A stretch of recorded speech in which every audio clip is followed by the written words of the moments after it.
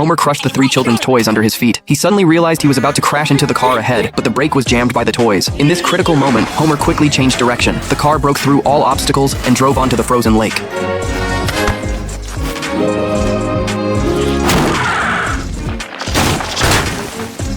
Now, kids, we're about to get really cold and really warm. A mysterious man saw the Simpson family in distress. He rescued the family to the shore. Homer opened his eyes and saw that a country family had saved them. The woman used skunk soup to warm up Lisa's body. Oh, don't worry, we don't kill it. We just dip it. The man took Homer to see his moonshine brewing place. Then he called a group of locals together to drink his homemade liquor. After tasting it, everyone else said it was good. Homer only took one sip and identified the ingredients used to brew the alcohol. Poison oak and hints of game. Oh, that is amazing. The man thought Homer was a drinking expert, so he invited him to join the drinking club. There was even a bear band performing here. At this moment, Bart wanted to play with electronic toys, but the country kids only had Boom Potatoes as their toy.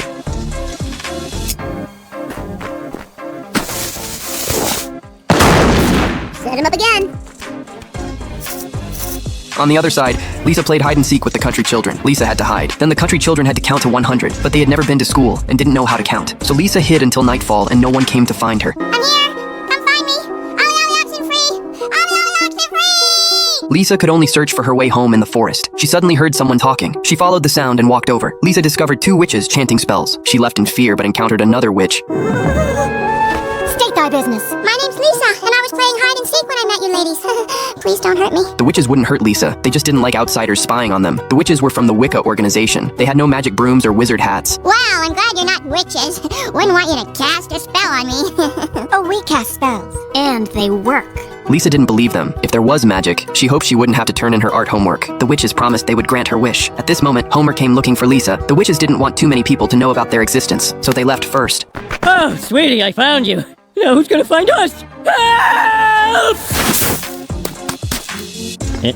The next day in art class, Lisa was making up her art homework. A substitute teacher came in to inform the students that the art teacher was sick. Everyone's art homework received full marks.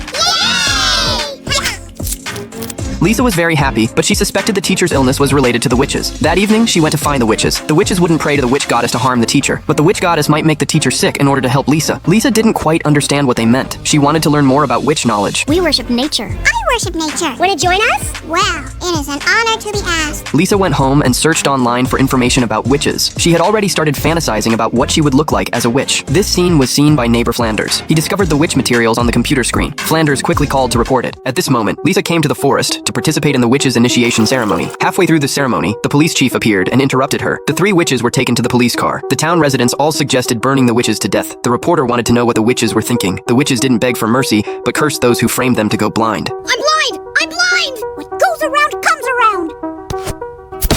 Half of Springfield's residents went blind, so the witches were taken to court. The lawyer believed it was the witches' sorcery that caused the residents to go blind, but the witches said they were just children. In fact, they didn't know any witchcraft, but no one believed them. Later, the lawyer wanted to convict them on the grounds that the witches had lured Lisa into joining a cult. They're not evil. They believe in friendship and respecting the earth, and they made me feel like I belong. At this moment, Bart came to the court to cause trouble. I am a big dummy with a stupid job. I write down what other people say, just like a big dummy would. Could the court reporter read that back? I'm a big dummy with a stupid job. Hey! The judge had never encountered such a complex case, so he decided to release the witches without charges. But this caused strong dissatisfaction among the residents. They wanted to judge the witches in their own way. I'm no witch! The mayor demanded that everyone obey the law. Boo! This was 17th century law. They were going to put the witches into the colonial era's ultimate punishment device, the ducking stool. If they were witches, they would surely use witchcraft to save themselves. If they didn't save themselves, it proved they weren't witches. Now they were going to put the three witches in the ducking stool. Lisa suddenly appeared to stop them. She could prove it wasn't the witches who made people go blind. The truth was that Homer went to the moonshine party. After they heard the alarm, they immediately threw the homemade alcohol into the river. Anyone or any animal that drank the river water would experience temporary blindness.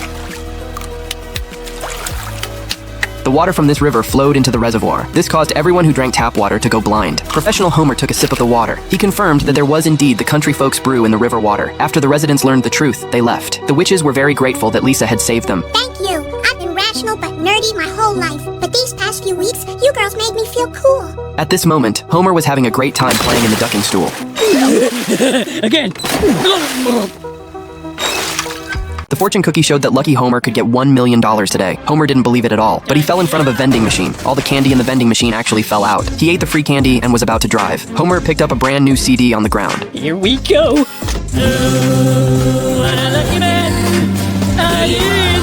Homer suddenly noticed that today's lottery jackpot happened to be $1 million.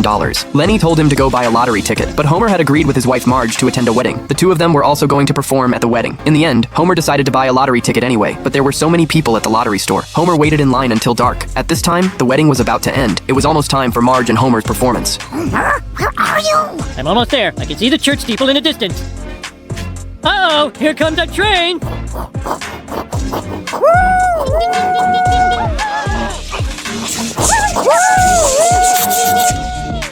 After a while, Homer finally reached the cashier. He bought the lottery ticket according to the numbers on the lucky note. Homer quickly drove to the church. At this moment, Marge could only perform alone on stage. Potato! Tomato! Let's call the whole thing.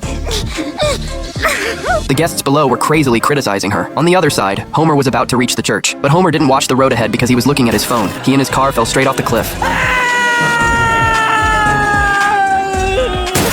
The next day, Homer woke up in the hospital. Marge was very happy to see he was okay. Homer told Marge not to block the TV. The news was reporting yesterday's lottery jackpot numbers. This number was exactly what Homer had bought. The host said a mysterious person bought this lottery ticket at 7 o'clock yesterday. Marge realized this was exactly the time Homer missed the performance. Homer didn't dare let her know he missed the performance because of buying the lottery ticket. Oh, I'm rich and I can't even tell my own wife! Calm down, Homer, calm down. Well, I do look pretty calm down there.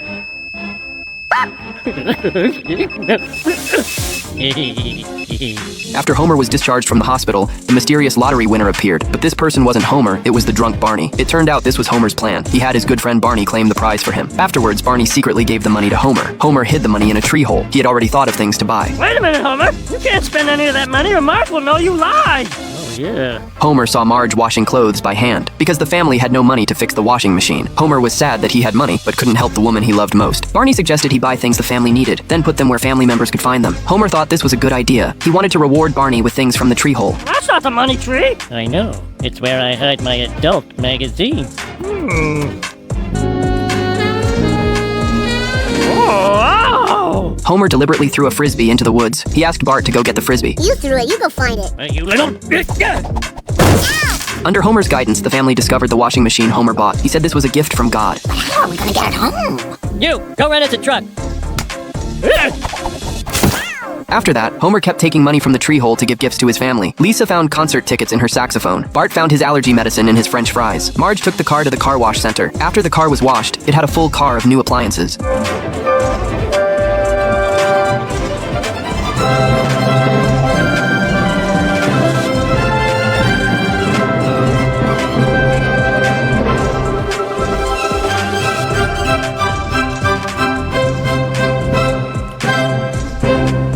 Later, Homer came to the tree hole again to get money, but Bart in the tree suddenly spotted Homer. Homer wanted to quickly pull his hand out, but he accidentally broke his arm. Bart saw the strange Homer. He also put his hand into the tree hole and found the money. Homer could only tell him about winning the lottery. Bart felt that since they legally got so much money, they should enjoy life properly. Homer wanted Bart to teach him to enjoy life. They bought out an entire concert, having Coldplay serve only them. Wait! I have to go to the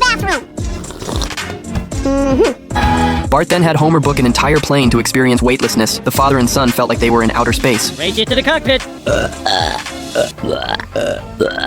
The plane was about to land after the last circle, but Bart hadn't had enough fun. Homer reminded him he had school tomorrow. Bart thought rich kids didn't need to go to school. Homer thought Bart was too addicted to pleasure. He believed Bart should return to his original poor life. Bart threatened Homer that he would tell Marge his secret. Blackmail your father in space, will you?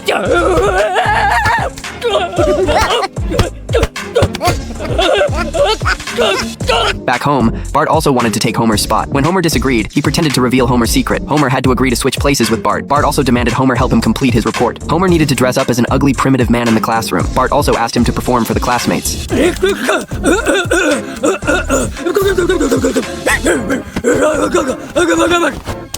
Now Bart went out riding in a cart, personally pulled by Homer. Homer saw himself in the glass looking like a slave. He couldn't stand Bart anymore. Homer wanted to proactively confess the truth to Marge. Hey, Millhouse, want a turn pulling my rickshaw? Well, okay, but just because I'm your best friend, don't be afraid to use that whip! Homer found Marge and gave her an unforgettable surprise under this beautiful sunset. Homer confessed to Marge about missing the performance because of buying the lottery ticket. Marge was originally very angry, but became very happy after knowing there was $1 million. But Homer's spending during this period was very large. The prize money had already been spent.